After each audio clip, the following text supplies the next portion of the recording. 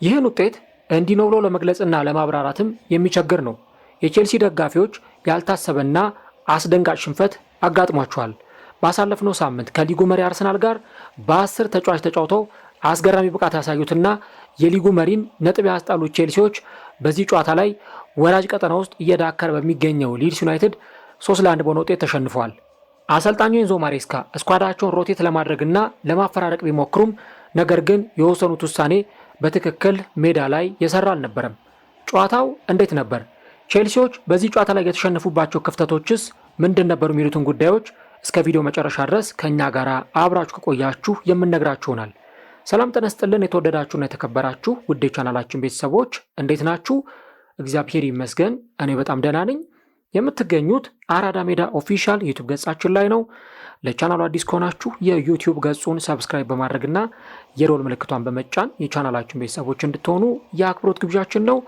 ቪዲዮን ስትጀምሩ ደግሞ ዩቲዩብ ፕሮግራሙን ለብዙዎች እንዲያደርሰው ላይክ እያደረጋችሁ መጀመራችሁን አስታውሱ። ይህ ፕሮግራም 200 300 ከዛም በላይ ላይኮች እንዲኖሩት እንፈልጋለን።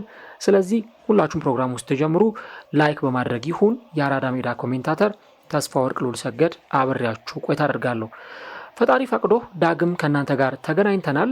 የሊድስ ዩናይትድንና የቼልሲን ጨዋታ እንመለከታለን። ምናልባት ብዙዎች ጨዋታው ከመጀመሩ አስቀድሞ የጨዋታውን ውጤት ሲገምቱ የማሸነፍ ግምቱን የሰጡት ለምዕራብ ለንደኑ ክለብ ቼልሲ ነበር። በሁለት ምክንያቶች፣ አንድም ቼልሲ ከጊዜ ወደ ጊዜ መሻሻልን እያሳየ በመምጣቱ ምክንያት፣ በተከታታይ ጨዋታዎችም ላይ ክለቡ ሲያሸንፍ እየተመለከትነው መሆኑን ተከትሎ፣ በተለይም ባርሰሎናን እንዲሁም ደግሞ ከዛም በፊት በነበሩ ጨዋታዎች ላይ አርሰናል ነጥብ ማስጣሉ ደግሞ ቼልሲ ከጊዜ ወደ ጊዜ እየተሻሻለ እንደመጣና እንዲሁ ደግሞ በሊጉ የዋንጫ ፉክክር ላይ የበለጠ እንድንመለከተው ያደረገን ጉዳይ በመሆኑም ጭምር ቼልሲ ይህንን ጨዋታ ያሸንፋል የሚል ግምት ተሰጥቶት ነበር። ከዚህ ባለፈ ደግሞ ሊድስ ዩናይትድ የዘንድሮ አጠቃላይ አቋሙ ጥሩ የሚባል አይደለም። ሊድስ ዩናይትድ ከሻምፒዮንሺፕ ከመጣ በኋላ ጥሩ ጊዜን እያሳለፈ አይደለም የሚገኘው። በተከታታይ ጨዋታዎች ላይም ሽንፈቶች እያጋጠሙት ይገኛሉ። እንደውም በአንድ ጨዋታ ላይ አስተን ቪላን እየመሩ ከተሸነፉ በኋላ በርካቶች የተለያዩ ሀሳቦችን እየሰጡ ነበር። አሰልጣኙ ከዚህ ክለብ ሊሰናበቱ ይችላሉ የሚሉ ነጥቦችን ሲያነሱ ቆይተዋል።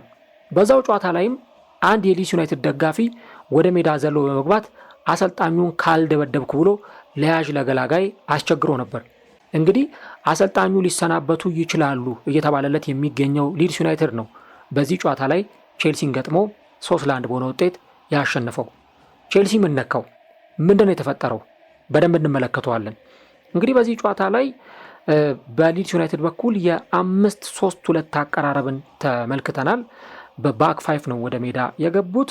ከዛ በተጨማሪ ደግሞ ቼልሲዎች ልክ እንደ ሌሎቹ ክለቦች ሁሉ እንደነ ማንቸስተር ሲቲ፣ እንደነ ሊቨርፑል፣ እንደነ አርሰናል ሁሉ የአውሮፓ መድረክ ጨዋታዎችም ስላለባቸው እንዲሁ ደግሞ በየ3 ቀኑ ወሳኝ የሆኑ ጨዋታዎችን ስለሚያከናውኑ ለሌሎች ተጫዋቾቻቸው እድል ለመስጠት አስበው ያንን ነገር አሰልጣኙ አድርገውታል። በግብ ጠባቂ ቦታ ላይ ሳንቼዝ ጀምሯል። ከዚህ በተጨማሪ ቶሲን አራራቢዮ እና ቤን ዋይት ባዲያሼሊ የማል ተከላካይ ሆነው ወደ ሜዳ ገብተዋል። አሁን በቼልሲ በኩል ትልቅ ክፍተት የፈጠረው አንደኛው ነገር ይህ ነው። ኩኩሬያ እና ቴርቮ ቻሎባ እንደዚሁ በሁለቱ መስመሮች በኩል ተሰልፈዋል። ሞይሰስ ካይሴዶ ለ3 ጨዋታዎች አይኖርም በቅጣት ምክንያት ባለፈው ቀይ ካርድ መመልከቱን ተከትሎ እንግዲህ አንድ ብሎ የጀመረው በዚህ ጨዋታ ላይ ነው። ስለዚህ አንድሬ ሳንቶስ በዚህ ጨዋታ ላይ በቋሚነት ጀምሯል። ቀደም ብዬ በሰራሁት ፕሮግራም ላይ እንደነገርኳችሁ ኤንዞ ፈርናንዴዝ እንደዚሁ ከዚህ ተጫዋች አጠገብ ተሰልፈዋል። ዦአው ፔድሮ፣ ጄሚ ጊቴንስ ኤስቴቫኦ እና ሊያም ዴላፕ በቋሚነት የጀመሩ ተጫዋቾች ናቸው። ተጠባባቂ ወንበር ላይ እነ ፔድሮ ኔቶ እንዲሁ ደግሞ እነ ማሎ ጉስቶ እና ሪሲ ጄምስ ተጠባባቂ ወንበር ላይ የተቀመጡ የቼልሲ ተጫዋቾች ናቸው። እንግዲህ ጨዋታው በተጀመረባቸው ደቂቃዎች ላይ እንደተመለከት ነው ቅድም እንዳነሳሁት አሰልጣኙ ይህንን ነገር ሮቴት አድርገው ተጫዋቾቻቸውን በተለይ ዋና የሚባሉ የተወሰኑ ተጫዋቾቻቸውን ሪሲ ጄምስን እንዲሁ ደግሞ ከዚህ ባለፈም እነ ፔድሮ ኔቶን ተጠባባቂ ወንበር ላይ በማስቀመጥ ሌሎች ተጫዋቾችን ለመተካት ነበር ሙከራ ያደረጉት። ነገር ግን ያ የተሳካ አልነበረም። የጨዋታው አጠቃላይ እንቅስቃሴም እንደሚያሳየው ከሆነ ቼልሲዎች በሜዳ ላይ ከነበራቸው እንቅስቃሴ አንጻር ቢያንስ በመጀመሪያዎቹ ደቂቃዎች ላይ ጎል ለማስቆጠር የሚችሉባቸውን አጋጣሚዎች መፍጠር ይችሉ ነበረ። ግን በኋላ ላይ ደግሞ የማዕዘን ምት አገኙ ሊድስ ዩናይትዶች። ያንን የተገኘውን የማዕዘን ምት ዣካ ቢዮል በአስገራሚ ሁኔታ በግንባር ገጭቶ ያንን ኳስ ወደ ግብነት ቀይሮታል። እንግዲህ ገና አርሊ ደቂቃ ላይ ነው ጎል የተቆጠረው። ገና በ6ኛው ደቂቃ ላይ የመጀመሪያውን ጎል ሊድስ ዩናይትዶች አግኝተዋል። እንደውም ከዚች ጎል መቆጠር ከጥቂት ደቂቃዎች በኋላ እንደገና ሌላ የማዕዘን ምት አግኝተው ያንን የማዕዘን ምት ስትሩጂክ በግንባር ገጭቶ ወደ ግብነት ለመቀየር ሞክሮ ነበር። ይህንንም የማዕዘን ምት ስትሩጂክ በግንባር ገጭቶ ሲሞክረው ፍሪ ሄደር ነበር። አጠገቡ የሆነ ተጫዋች እንኳን አልነበረም። ያንን ኳስ በጣም በነፃነት ነው ያገኘውና በግንባር የገጨው። እንግዲህ ቼልሲዎች በባለፈው ከአርሰናል ጋር በነበረው ጨዋታ ላይ በቆመ ኳስ ጎል አስቆጥረው ነበር። አሁን ደግሞ በቆመ ኳስ ጎል ሲቆጠርባቸው ተመልክተናል። ዘንድሮ በቼልሲ በኩል አንዳንድ ጨዋታዎች ላይ ከተመለከትናቸው ክፍተቶች መካከል እንደዚህ አይነት የቆሙ ኳሶች ኮንሲድ የሚደረግበት ቡድን መሆኑ ነው። እስከ 23ኛው ደቂቃ ድረስ እንኳን እኔ በታዘብኩትና በተመለከትኩት ማስታወሻ ላይም በጻፍኩት በሊድስ ዩናይትዶች በኩል 7 ሙከራዎች ተሞክረዋል። ይህ እንግዲህ እስከ 23ኛው እስከ 25ኛው ደቂቃ ድረስ የነበረ ቁጥር ነው። በአንጻሩ ግን ቼልሲዎች የሞከሩት 1 ሙከራ ብቻ ነበር። እንግዲህ ሊድስ ዩናይትዶች በ25 ደቂቃ ውስጥ 7 ሙከራ ሲሞክሩ ቼልሲ የሞከረው 1 ሙከራ ብቻ ነበር እና ቼልሲ በጨዋታው ላይ እንደው የተሻለ ቢመስለንም ነገር ግን ሊድስ ዩናይትዶች የተሻለ ሆኖ መቅረባቸውን ከቼልሲም የምርም ተሽለው ሜዳ ላይ መቅረባቸውን በእነዚህ ቁጥራዊ መረጃዎች በደንብ መመልከት ይቻላል። እንደውም ከዛ በኋላ ቼልሲዎች በደንብ ኳሱን ተቆጣጠሩት። 71 በመቶ ኳሱን ይዘውት ሲጫወቱ ነበር። የነ ኤስቴቫ ዊሊያንን ሙከራዎችንም አይተናል። በኋላ ግን እንደዚሁ በ37ኛው ደቂቃ ላይ ደግሞ ዴላፕም አንድ ጥሩ ኳስ ለመሞከር ጥረት አድርጎ ነበር ከግብ ጠባቂው ፊት ለፊት ተገናኝቶ፣ ነገር ግን ከኋላ ምቾት እንዳይሰማው ተከላካዩ አድርጎት ስለነበር ያንን ኳስ በአግባቡ ሳይጠቀምበት ቀርቷል። ታዲያ የመጀመሪያው አጋማሽ ሊጠናቀቅ ጥቂት ደቂቃዎች ሲቀሩት በ43ኛው ደቂቃ ላይ ቼልሲ ሁለተኛ ጎል ተቆጥሮበታል። ይህም ሁለተኛ ጎል ሲቆጠር በቼልሲ ተጫዋቾች በኩል ትልቅ ክፍተት ተመልክተናል። ኤንዞ ፈርናንዴዝ ኳስ ይዞ ነበረ፣ የቼልሲ የመሃል ሜዳ ተጫዋች። ታዲያ ኤንዞ ፈርናንዴዝ ዲስፖሰስ የተደረገውን የተቀማውን ኳስ ነው በቢውልድ አፕ የተቀባበሉትና ዣይደን ቦግል እግር ላይ ኳስ የደረሰው። ዣይደን ቦግል ለአኦ ታናካ ኳስ አቀበለው። ይህ ጃፓናዊ ተጫዋች ደግሞ ከሳጥን ውጪ ጠንከር ያለ ሹት በመምታት ኳስና መረብን ማገናኘት ችሏል ማለት ነው። እንግዲህ በመጀመሪያው አጋማሽ በጣም በሚያስገርም ሁኔታ ይህንን ፐርፎርማንስ አሳይተው 2-0 በሆነ ውጤት እየመሩ ወደ መልበሻ ክፍል አምርተዋል ማለት ነው። ታዲያ ከረፍት መልስ አሰልጣኙ ልክ ከመልበሻ ክፍል ደርሰው እንደተመለሱ የሁለት ተጫዋቾችን ቅያሪ አድርገዋል። ማሎ ጉስቶንና ፔድሮ ኔቶን ቀይረው አስገቡ። እንዲሁ ደግሞ ኤስቴቫውና ቤኖት ባዲያሼሊ ተቀይረው የወጡ ተጫዋቾች ናቸው። እንግዲህ ይሄ አስቸኳይ ቅያሪ ምን ይነግረናል? አሰልጣኙ በቡድናቸው እንቅስቃሴ የምርም ደስተኛ እንዳልነበሩና በአጠቃላይ የሜዳ ላይ እንቅስቃሴው በቼልሲዎች በኩል ጥሩ እንዳልነበር የሚያሳይ ነው። ምክንያቱም አንድ አሰልጣኝ ከረፍት እንደተመለሰ ወዲያውኑ ሁለት ተጫዋቾችን የሚቀይር ከሆነ ይሄ ምናልባትም የሜዳ ላይ እንቅስቃሴው አሰልጣኙን እንዳላስደሰታቸው አመላካች ጉዳይ ይሆናል ማለት ነው። ከዛ በኋላ በእርግጥም ሙከራዎች ቀጥለዋል። ኢቭን ኔምቻም ጥሩ ኳስ ሞክሮ ነበር። ግብ ጠባቂው ሳንቼዝ ይህንን ኳስ አወጣበት እንጂ። ከዛ በኋላ በ50ኛው ደቂቃ ጄሚ ጊቴንስ ከግራ መስመር ላይ ያሻማውን ኳስ በአስደናቂ ሁኔታ ፔድሮ ኔቶ ወደ ጎልነት ቀይሮ ጨዋታው 2-1 በሆነ ውጤት ቀጥሎ ነበር። እነ ሊያም ዴላፕም ከዛ በኋላ ሙከራዎችን ሲያደርጉ ተመልክተናል። እንግዲህ ቼልሲ እርሊ ነው ቅያሪ ያደረገው፣ እርሊ ነው ጎል ያስቆጠረው። ታዲያ እነዚህን ቅያሪዎች ካደረገና ጎል ካስቆጠረ በኋላ በዋነኝነት ወደ ማሸነፊያ መንገድ የሚያመጡትን ጎሎች እንዲያስቆጠር ነው የሚጠበቀው። ወደ 50ኛው ደቂቃ ላይ ነው ሁለተኛው ጎል የተቆጠረው በፔድሮ ኔቶ አማካኝነት። ስለዚህ ከዛ በኋላ ቢያንስ ወደ 40 ደቂቃዎች አሉ። ከነ ጭማሪው ደግሞ ካየነው ሙሉ 45 ደቂቃ ይኖራል። በእነዚህ ደቂቃዎች ውስጥ ግን ቼልሲዎች ለምን ጎል ማስቆጠር አቃታቸው የሚለው ነው ትልቁ ጥያቄ ሊሆን የሚችለው። ግን እንደውም ጭራሽ በተገላቢጦሽ ሊድስ ዩናይትዶች በኔምቻ አማካኝነት ጎል አስቆጥረው ጎሉ ኦፍሳይድ በሚል ነበር የተሻለው። በኋላ ጨዋታው 1 ሰዓት ከሞላው በኋላ 69ኛው ደቂቃ ላይ እንደዚሁ ወደ 60ኛው ደቂቃ ላይ ሊያም ዴላፕ እና ጊቴንስ ወጥተው ፓልመር እና ጋርናቾ ወደ ሜዳ ገብተዋል። እንግዲህ ከረጅም ጊዜ በኋላ ነው ኦልሞስት ከ14 ጨዋታዎች በኋላ በዚህ ጨዋታ ላይ ኮል ፓልመር ከጉዳት መልስ ወደ ሜዳ ሲገባ እየተመለከት ነው። ነገር ግን እነዚህ አይነት ነገሮችን ብንመለከት ያን ያክል አጥጋቢ ፐርፎርማንስ በቼልሲ ተጫዋቾች በኩል አልተመለከትም። ኢቭን ስታቶችም ይህንን ጨዋታ በተመለከተ የሚናገሩት ምንም እንኳን ቼልሲ በኳስ ቁጥጥር ረገድ የተሻለ ሆኖ ብንመለከተው ሙከራዎችንም ከማድረግ አንጻር ይህ ቡድን ጥሩ ተጫውቷል የሚሉ ሀሳቦችን እንዲሰጡ የሚያደርጉ ነገሮችን ብንመለከት፣ ነገር ግን ደግሞ ኳስ መቆጣጠር ማለት ጨዋታን መቆጣጠር ማለት አይደለም። ኳስን ይዞ መጫወት ማለት ጨዋታን ዶሚኔት ማድረግ ማለት አይደለም። አስፈላጊ በሆነ ሰዓት ማጥቃትና ውጤት ማምጣት ደግሞ እንዲህ አይነት ቡድኖች ብዙ ጊዜ የሚያከናውኗቸው ተግባራቶች ይሆናሉ ማለት ነው። እዚህ ጨዋታ ላይ ለምሳሌ ቼልሲ የሞከራቸው ሙከራዎች ስትመለከቱ 14 ሙከራዎች ሞክሯል። ከ14ቱ 2ቱ ብቻ ናቸው ኢላማቸውን የጠበቁት። ተመልከቱ፣ 14 ሞክሮ 2 ኢላማውን የጠበቀ ሙከራ ማለት ኮንቨርዥን ሬቱ በጣም ደካማ ነው ማለት ነው። 1.10 ኤክስፔክትድ ጎል አስመዝግቧል። 71% ኳስ ተቆጣጥሯል። አሁን ቅድም ያልኳችሁ ይሄንን ነው። ኳስ መቆጣጠር ማለት ጨዋታውን መቆጣጠር ማለት አይደለም ብዬ ነገርኳችሁም ይሄንን ነው። ወደ ሊድስ ዩናይትድ ስንመጣ ግን እጅግ በጣም ያስገርማል። 17 ሙከራዎች ሞክሯል። አሁን ወራጅ ቀጠና ውስጥ እየዳከረ የነበረ ቡድን ነው ወይ ቼልሲ ላይ ይሄ ሁሉ ሙከራ የሚሞክረው የሚለውን ነገር ለማመን እጅግ በጣም ይከብዳል። ግን እንደምታዩት ነው 17 ሙከራ ሞክረው 5ቱ ኢላማቸውን የጠበቁ ሙከራዎች ነበሩ። 2.82 ኦልሞስት 3 ኤክስፔክትድ ጎል ነበራቸው እዚህ ጨዋታ ላይ። ነገር ግን ኳሱን የተቆጣጠሩት 29% ብቻ ነው እና ይህን ነገር ስንመለከት ለማመን እጅግ በጣም ያስቸግራል። ምንድን ነው የተፈጠረው? ቼልሲዎች ጋር ምንድን ነው የተፈጠረው? ምንድን ነው ሀፕን ያደረገው የሚለውን ነገር ማየት አስፈላጊ ነው። ከዛ 72ኛው ደቂቃ ላይ ደግሞ ማሎ ጉስቶ ለቶሲን አራራቢዮ፣ አሁን እንግዲህ ብዙ የቼልሲ ደጋፊዎች እየወረዱበት የሚገኝ ተጫዋች ነው።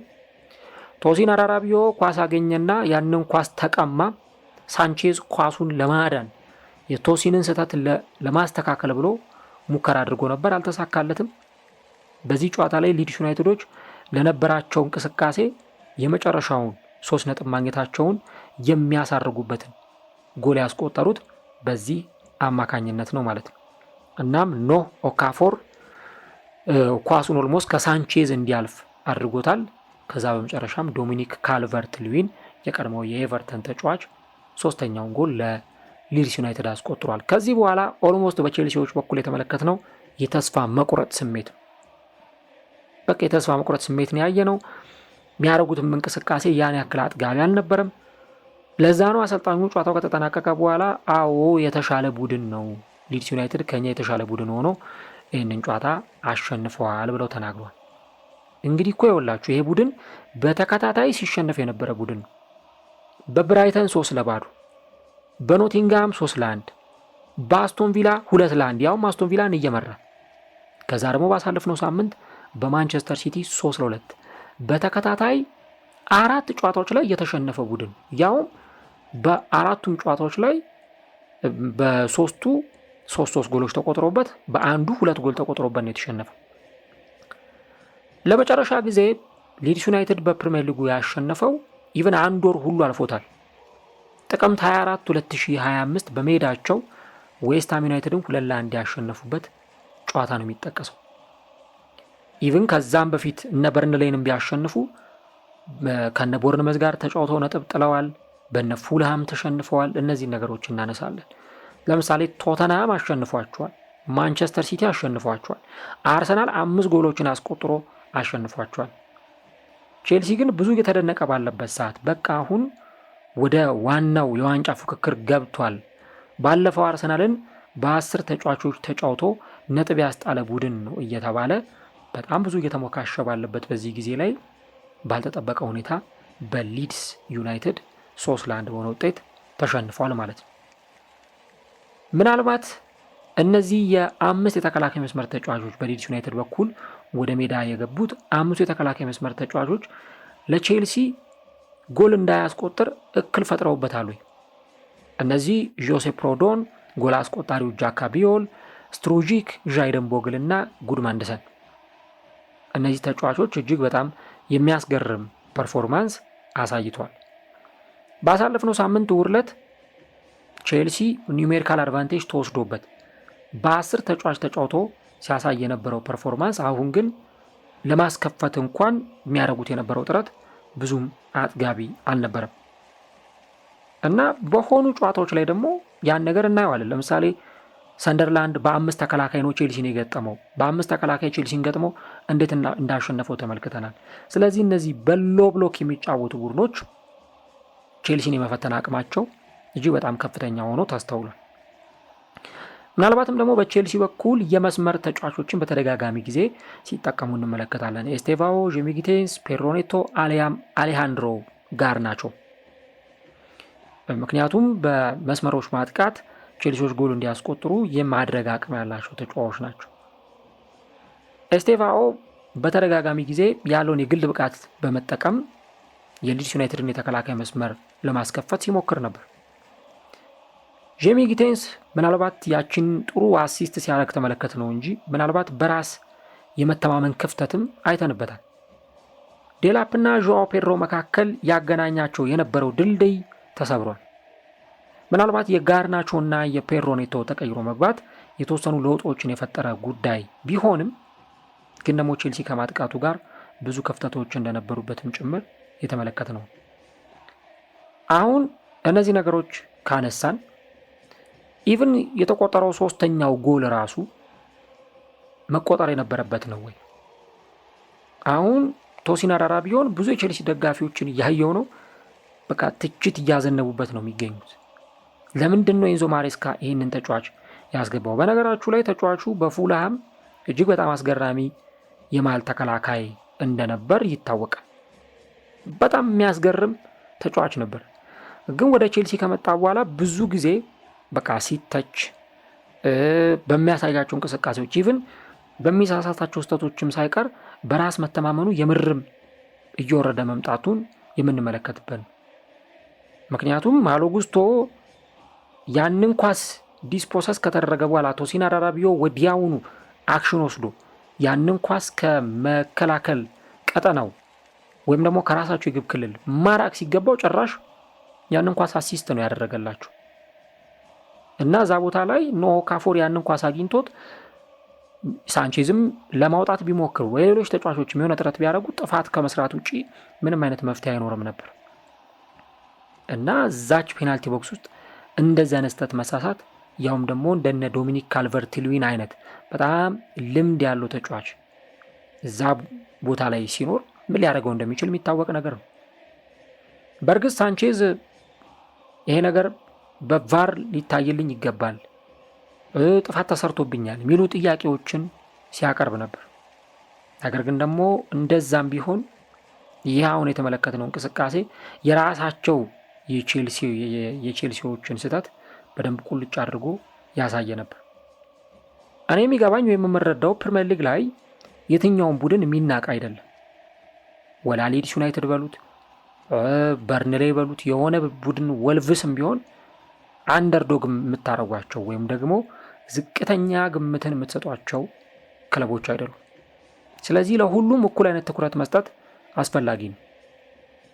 በእርግጥ ሊድስ ዩናይትድ ቅድም እንደነገርኳችሁ ካሸነፈ እንኳን 4 አካባቢ ጨዋታዎች የተቆጠሩ ከአንድ ወር በላይ ማሸነፍ ያልቻለ ወራጅ ቀጠና ውስጥ እየዳከረ የነበረ ቡድን ነው። አሁን ግን ይህንን ጨዋታ በማሸነፉ ብቻ ከወራጅ ቀጠና ወጥቷል።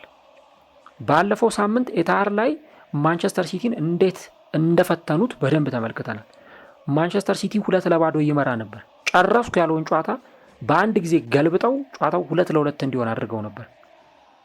ምናልባት ያቺ 91ኛው ደቂቃ አካባቢ ፊልፋደን ይመስለኛል ካልሰዓትኩኝ እሱ ያንን ጎል ባያስቆጥር ኖሮ ወይ አቻ ወጡ ነበር ወይ ደግሞ ተጨማሪ ጎል አስቆጥረው ያሸንፉ ነበር እና ሊድስ ዩናይትድ አሁን ስለ መውረድ ወይ ስላለ መውረድ እየተወራለት የሚገኝ ቡድን እንጂ እንዲህ አይነት ለዋንጫ ይፎካከራሉ ተብሎ የሚጠበቁ ቡድኖችን የሚያሸንፍና ወይ ነጥብ የሚያስጥል እንደዚህ አይነት ፐርፎርማንስ አለው ብላችሁ የምትናገሩለት ቡድን አይደለም። ምናልባት የሞይሰስ ካይሴዶ አለመኖር መሀል ሜዳው ላይ ምን አይነት ክፍተት ሊፈጠር እንደሚችል በደንብ የሚያሳይ ነው።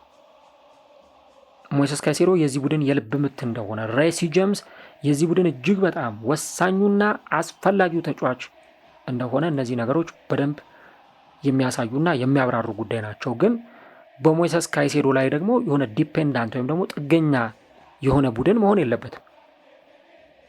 ካይሴዶ ለዛ ቡድን ወሳኝ ተጫዋች ነው፣ ቁልፍ ተጫዋች ነው። ብዙ ነገሮችን ያደርጋል፣ ብዙ የሚወጣቸው ኃላፊነቶች አሉ። ነገር ግን ኢቭን አሁን ቼልሲ በዚህ ባሳየው ፐርፎርማንስስ ካይሴዶ ቢኖር ምን አይነት ውጤት ሊገጥመው ይችላል? ይህን ጥያቄ ለእናንተ ትችዋለሁ። አንድ መነሳት የሚገባው ነገር ይሄ ነው። ነገር ግን ሊድስ ዩናይትዶች ደግሞ እየተሻሻሉ መጥተዋል። አሁን በቅርብ ጨዋታዎች ላይ ይህንም በደንብ እየተመለከትን እንገኛለን። በተለይም ደግሞ ዳንኤል ፋርከ እንግዲህ በኖርዊች ሲቲ አሰልጣኝነት የምናውቋቸው አሰልጣኝ ናቸው እና አሁን በጣም ብዙ ትችት እየቀረበባቸው ነው የሚገኘው። በተለይ ሊድስ ዩናይትድ ከማርሴሎ ቤልሳ በኋላ በቃ ብዙ አይነት ጥያቄ የሚነሳበት ቡድን ሆኗል። ማርሴሎ ቤልሳ አዝናኝ እግር ኳስ የሚጫወቱ ምርጥ ተጫዋቾች በስብስባቸው ውስጥ የነበሩበት ቡድን እንደነበር እናስታውሳለን። በኋላ ቤልሳ ተባረሩና ዤዜ ማርሽ ክለቡን ተረከቡ።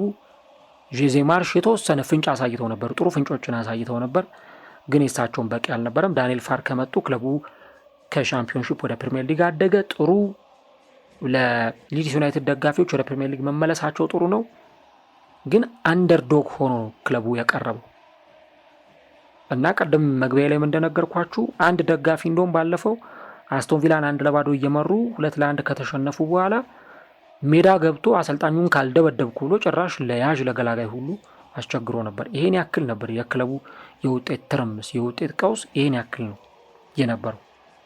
ግን ደግሞ ከሆኑ ነገሮች በኋላ አሰልጣኙ ዳንኤል ፋርከ ሲስተሞችን ቀይረው መጥተዋል። በ5-3-2 አጨዋወት በተለይ እንደዚህ ትልልቅ ቡድኖችን እነ ማንቸስተር ሲቲን እነ ቼልሲን በሚገጥሙበት ጊዜ እንዲህ አይነት አቀራረቦችን ይዘው ወደ ሜዳ እየገቡ ተጋጣሚዎቻቸውን ለማሸነፍ ሙከራ ያደርጋሉ። በ4-3-3 አጨዋወት ዳንኤል ፋርከ ሲጫወቱ እናውቃለን። 3 ተጫዋቾችን ከፊት አሰልፈው በ4 ተከላካዮች። ብዙ ጊዜ ከሻምፒዮንሺፕ የሚመጡ ቡድኖች በተለይ የቅርብ ዓመታት ትልቁ ችግር በጣም በኮንፊደንስ 4-3-3 ወይ በሆነ የማጥቃት አይነት አጨዋወት እንጫወታለን ይሉና ጥሩ እግር ኳስ ይጫወታሉ። ግን ፕሪሚየር ሊጉ ደግሞ ምህረት የለውም። የፈለገ የሚያምር እግር ኳስ ቢጫወቱ፣ የፈለገ የሚያምር ፉትቦል እንኳን ቢጫወቱ ፕሪሚየር ሊጉ ይህንን ሄሲቴት አያደርግም። ለዚህ ደግሞ አምና ኢፕስዊች ታውንን ካቻምና ሉተን ታውንን ተመልክተናል። አምና አሰልጣኝ ሩዘል ማርቲን ይመስሉኛል በሳውዛምፕተን በነበራቸው የአሰልጣኝነት ጊዜ በቃ በጣም በማጥቃት የሚጫወት ቡድን ነው ለመስራት የሞከሩት። ፕሪሚየር ሊጉ ላይ ግን ዋጋ ከፍለው ከዛ በኋላ ጭራሽ ከአሰልጣኝነታቸው ሲሰናበቱም ጭምር ተመልክተናል። ሉተን ታውን ጭራሽ ከሻምፒዮንሺፕም ጭምር ወርዷል። ከፕሪሚየር ሊግ ብቻም አይደለም የወረደው። ሻምፒዮንሺፕ ከሄደ በኋላ ደግሞ ከእንደገና ከሻምፒዮንሺፕም እንደገና ሲወርድ የተመለከትነው ቡድን ነው እና ሻምፒዮንሺፕ ላይ ስትጫወት የነበረበት አጨዋወት ፕሪሚየር ሊግ ላይ አይሰራም፣ መቀየር አለበት። ጥንቃቄ መቅደም ካለበት ጥንቃቄ መቅደም አለበት። ይሄ ነው ትልቁ አሁን ለሻምፒዮንሺፕ ክለቦች አስፈላጊ ሊሆን የሚችለው ነገር እና ባለፈው ከማንቸስተር ሲቲ ጋር የነበራቸው ፐርፎርማንስ በቃ ይበል የሚያሰኝ እንደው ቢሸነፉም እንኳን አሳዛኝ ተሸናፊ የሚያስብላቸው ነበርና በዚህ ጨዋታ ላይ ግን የቼልሲን እያንዳንዷን ስህተቶች አነፍንፈው ኤንዞ ፈርናንዴዝ ኳስ ሲይዝ እሱን ኳስ ቀምተው እንደገና ሶስተኛው ኳስ በቶሲን አራራቢዮ ስህተት ጎል ሲያስቆጥሩ እነዚህን ነገሮች በደንብ የተመለከትንበት ነው እና ለዚህ ቡድን ለማሸነፉም ጭምር ክሬዲት አለመስጠት አይቻልም እና የምርም የሚገባው ቡድን ዲዘርቭ የሚያደርገው ቡድን አሸንፎ ወጥቷል ብዬ አምናለሁ። ግን ቼልሲ ደግሞ በቃ ለዋንጫ እኮ ይፎካከራል ብለን ብዙ እያወራንለት ነው። ባለፈው በአርሰናሉ ጨዋታ ላይ በነበራቸው ፐርፎርማንስ በጣም ስናደንቃቸው ምን አይነት ፐርፎርማንስን ያሳዩት ብለን ስንል ነበር። ግን ደግሞ የሊጉ መሪ አርሰናልን ነጥብ ካስጣልክ በኋላ ወራጅ ቀጠና በሚገኘው ሊድስ ዩናይትድ የምትሸነፍ ከሆነ ምናልባት በደጋፊዎቹም በኩል ተቀባይነት ላይኖረው ይችላል። አሁን ለቼልሲ ደጋፊዎች አንድ በጣም አጠራጣሪ የሆነውም ነገር ክለቡ ወጣ ገባ ብቃት ነው የሚያሳየው። ክለቡ በቃ ይሄ ኮንሲስተንሲ የለውም። ወጥ ብቃት እያሳየ አይደለም ሲባል ተከታታይ ጨዋታዎችን ያሸንፋል። በቃ ቼልሲያን ወደ ፎርሙ መጥቷል፣ ወደ ዋንጫው ግስጋሴ እየመጣ ነው ደግሞ ሲባል እንዲህ ባሉ ጨዋታዎች ላይ ይሸንፋልና እንዲህ አይነቶቹንም ነገሮች የምርም ለማብራራትና ለመግለጽም እጅግ በጣም አስቸጋሪ ይመስለኛል። አሁን ሊድስ ዩናይትድ ወደ 17ኛ ደረጃ ከፍ ብሏል።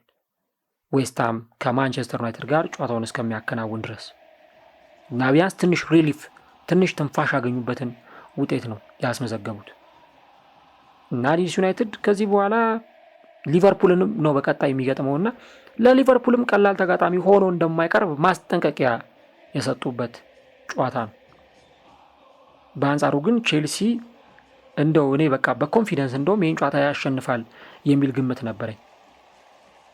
በተከታታይ ነው ወልቭስን እነ በርንሌይን እነ ባርሰሎናን ሲያሸንፍ ከቆየ በኋላ በዚህ ጨዋታ ላይ ተሸንፏል። አሁን ከዚህ ጨዋታ በኋላ ቦርንመዝን ነው የሚገጥመው። ቦርንመዝ ከባድ ተጋጣሚ ነው። በቫይታሊቲ የሚደረግ ጨዋታ ነው። አታላንታን በቻምፒየንስ ሊግ ከገጠሙ በኋላ ከኤቨርተን ጋር በፕሪሚየር ሊግ ተጫውተው በካራቦ ካፕ ካርዲፍን፣ ከዛ በፕሪሚየር ሊግ ከነ ኒውካስል፣ አስቶን ቪላ፣ ከእንደገና ከቦርንመዝ፣ ከማንቸስተር ሲቲ፣ ከፉልሃም፣ ከብሬንትፎርድ ጋር ነው የሚጫወቱት እና ቼልሲ አሁን በሊጉ የዋንጫ ፉክክር ላይ እንዴት ነው ሊዘልቅ የሚችለው የሚለውን ነገር ጥያቄ ምልክት ውስጥ የከተተ ውጤት ነው የተመዘገበው ማለት ይቻላል። እንግዲህ ከዚህ ጨዋታ መጠናቀቅም በኋላ አሰልጣኙ የራሳቸውን ሀሳብ አስቀምጠዋል እና ቡድኑ በዚህ በተመዘገበው ውጤት የምርም እሳቸው ደስተኛ እንዳልነበሩም ኢቨን ሜዳ ላይ የነበራቸውም ሪያክሽን ይህንን በደንብ የሚያሳይም እና እኔ እንደማስበው ከሆነ ሊድስ ዩናይትድ ከኛ የተሻለ ብቃትን አሳይቷል፣ ለማሸነፍ ይገባቸዋል እና እኛ ከዚህ ጨዋታ ምንም ነገር መውሰድ አይገባንም ነበር እና ከዚህ ጨዋታ መውሰድ የሚገባን ነገር እንዴት ስህተቶችን ማረቅ ስህተቶችን ማስተካከል እንደሚቻል ነውና እረፍት ለመውሰድ እንሞክራለን። 48 ሰዓታት ይኖሩናል። ከዛ ደግሞ እንደገና ሌላኛውን ጨዋታችንን እንጫወታለን እና በዚህ ጨዋታ ውስጥ አንድም የቼልሲ ተጫዋች ነው ያሉት እሳቸው። there is no one player በቤስት ሌቭል ላይ በምርጥ ብቃቱ ላይ አንድም የቼልሲ ተጫዋች አልነበረም ብለው አሰልጣኙ ተናግረዋል። እንግዲህ ተጫዋቾቻቸው ጥሩ እንዳልተጫወቱም ጭምር ጠቆም አድርገው አልፈዋል። የትኛውም ተጫዋች ቤስት ሌቭል ላይ ወይም ምርጥ ብቃቱ ላይ አልነበረም ብለዋል። ዳንኤል ፋርከ በበኩላቸው ይሄ ውጤት ከረጅም ጊዜ በኋላ የመጣ መስሎ ተሰምቶኛል እና ምሽቱ ላይ በነበራቸው ብቃት ተጫዋቾች ይህን እንድል እንዲያስመዘግቡ ይገባቸው ነበር የሚል ሀሳባቸውን ሰጥቷል። ከዚህም በተጨማሪ በዚህ ቡድን ውስጥ የነበረውን እንቅስቃሴ ካነሱ በኋላ ኤክሰለንት ፐርፎርማንስ ሲሉ ነው ይህንን እንቅስቃሴ የገለጹት እና በዚህ ጨዋታ ላይ 3 ጎሎችን አስቆጥረናል እና ስታቲስቲክሱን የምመለከትበት እድል አልነበረም። ነገር ግን በግብ ዕድሎች እንዲሁም ደግሞ ቻንሶችን በመፍጠር ኢላማቸውን የጠበቁ ሙከራዎችን በማድረግ በኤክስፔክትድ ጎል በሴት ፒስ በቆሙ ኳሶች እኛ ከቼልሲ የተሻለን ነበርን ብለው አሰልጣኙ ተናግረዋል እና ለዓለም ወረድ የተጫወተ የሚገኘው ሊድስ ዩናይትድ በፕሪሚየር ሊጉ የዋንጫ ፍክክር ውስጥ የሚገኘውን ቼልሲን 3-1 በሆነ ውጤት በጣም በሚያስገርም ፐርፎርማንስ እና ብቃት አሸንፏል። አሁን ቼልሲ እንግዲህ ከአሁኑ ሳምንታት በፊት 2ኛ ደረጃ ላይ የተቀመጠ ቡድን ቢሆንም አሁን ግን በደረጃ ሰንጠረዡ 4ኛ ደረጃ ላይ ተቀምጧል። አስቶን ቪላ 3ኛ ደረጃ ላይ ይገኛል። ማንቸስተር ሲቲ 2ኛ፣ አርሰናል 1ኛ ደረጃ ላይ ተቀምጧል። ከመሪው አርሰናል ጋር ያላቸው የነጥብ ልዩነት ወደ 9 ከፍ ብሏል። ጨዋታው እንዴት ነበር? ጨዋታውን እንዴት ተመለከታችሁት? በቼልሲ መሸነፍ በኩል ምን ክፍተቶችን ታዘባችሁ? ቼልሲ በቀጣዮቹ ውስጥ ጨዋታዎች ላይ ያለ ካይሴዶ እንዴት ሊዘልቅ ይችላል የሚሉትን ኮሜንት ላይ የገባችሁ ሀሳቦቻችሁ ልታጋሩ እንችላላችሁ። ቼልሲዎች ከእንደገና ከ2 ቀናት እረፍት በኋላ ደግሞ ቅዳሜ ዕለት ከቦርንመዝ ጋር ከሜዳቸው ውጪ ወሳኙን የ15ኛ ሳምንት የእንግሊዝ ፕሪሚየር ሊግ ጨዋታቸውን የሚያከናውኑ ይሆናል። በዚህ ጨዋታ ላይ ደግሞ ወደ ድል ይመለሳሉ ወይ? እሱን አብረን እንመለከቷለን።